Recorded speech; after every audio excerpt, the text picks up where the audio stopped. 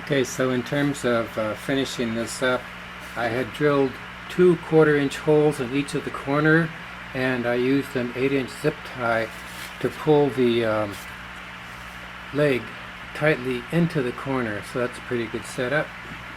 Now when it came to adding a frame to these mixing tubs, these are the standard 2-foot by 3-foot mixing tubs that you can buy at all the big box places. They're only about $15 each. So it's a fairly straightforward thing to do. What I did find though was that because of the bottom curving this way, I could not just stick the legs on the inside corners as I could with the actual flood tray. So this is the solution I came up with, where I basically just took a coping saw and cut a notch into each one of these corners, and then I had some holes in here, and I put a zip tie through there that holds that thing in place there. And then in order to keep this from sliding up and down, I drilled a 1/4-inch hole in the sides and put a little piece of, it's kind of a fiberglass plant stake in there to hold that in position vertically. When I built the first frame, I just pushed things together and without glue, and that one is holding together pretty well.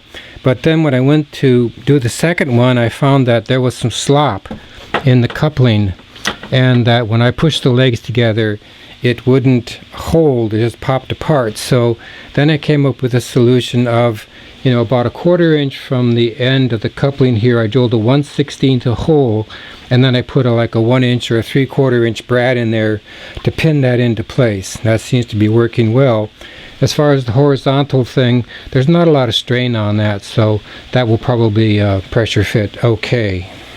Now on the first one I built outside, when I drilled that hole 3 inches from the bottom of the leg in order to have a support in there, I drilled it basically in line with the coupling itself, but then I realized because of the way it sits on the flood tray, that needs to be at an angle. So you can see here basically a jig that I used to allow myself to tilt it over to a roughly 45-degree angle, and then drill a hole in this end here that will sit basically diagonally to the corner of the tank.